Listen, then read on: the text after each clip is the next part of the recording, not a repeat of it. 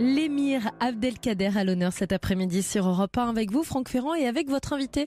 Vous recevez Geneviève Chauvel, écrivain, journaliste, historienne, spécialiste de la culture du monde arabe et auteur des Cavaliers d'Allah, paru à l'Archipel. L'émir se retire vers le Maroc avec toutes ses troupes.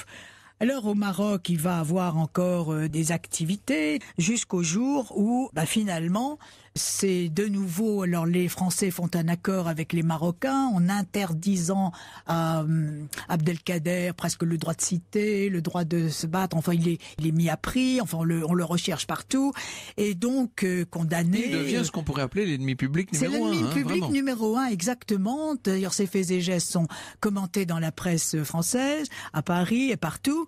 Et c'est vraiment le diable en personne qu'il faut absolument exterminer, et de façon violente.